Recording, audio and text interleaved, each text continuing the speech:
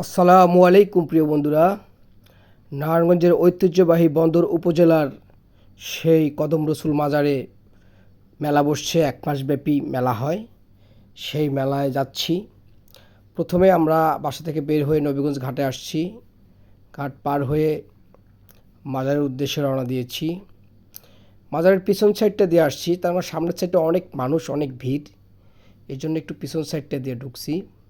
পিছন সাইডে একেবারেই খালি। এটা হচ্ছে মাজার সাথে একটা মসজিদ।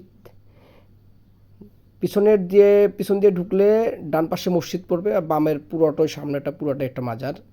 এটা হচ্ছে কদম রসুল মাজার, নবীগঞ্জ বন্দর উপজেলায় অবস্থিত একটি ঐতিহ্যবাহী মাজার। নারায়ণগঞ্জের মধ্যে সবচাইতে একটি ঐতিহ্যবাহী মাজার। নারায়ণগঞ্জে অনেকগুলো মাজার আছে, বড় বড় মাজার আছে, এর মধ্যে এটি একটি উল্লেখযোগ্য।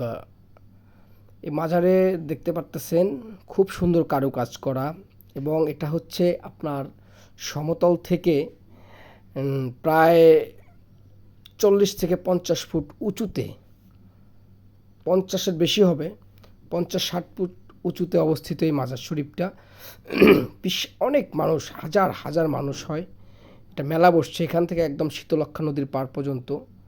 এই জন্য আমি সামনের গেট দিয়ে না এসে পিছনের গেট দিয়ে আসছি, নিরিবিলি প্রবেশ করতে পারছিলাম আর কি। খুবই সুন্দর একটি মাজারটা। তো এই মেলাকে উপলক্ষে করে লক্ষ লক্ষ মানুষ আসে।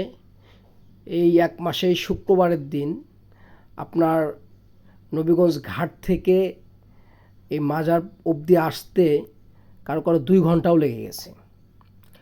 এ হচ্ছে মাজার, দেখতে পারতেছেন।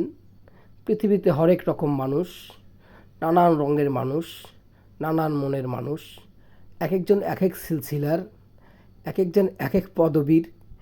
এটা মাজারের একদম মূল যে ফটকটা, এটা ভিডিও করা নিষেধ, তারপরও আমি একটু মোবাইলটা নিয়ে ভিতরে গেছিলাম যে এখানে কী করে মহিলারা। তো ওখানে একটা পায়ের ছাপ আছে, ওই পায়ের ছাপের উপরে সবাই টাকা পয়সা দিয়া, কেউ দাঁড়ায়া, কেউ শুয়া, কেউ বইসা, মাথা নোয়া, এই আর কি। এগুলো সব কবর। এগুলো এখানে অনেকগুলো কবর আছে, সবগুলো কবর পাকাকরণ করা। হ্যাঁ, আর এই যে পিরিত পিতলার গাছটা, এটা হচ্ছে পিরিত পিতলার গাছ। এখানে মগামগিরা আসে, মগামগিরা আসার পরে এখান থেকে পৈতা কিনে, লাল হলুদ নীল রঙের পৈতা কিনা, হ্যাঁ, যে মনের বাসনায় গাছের সাথে বাইন্ধা রাখে। কারো বাচ্চা হয় না, বাচ্চা হওয়ার লেগে বাঁধে। কারো বিয়ে হয় না, বিয়ে হওয়ার জন্য বাঁধে।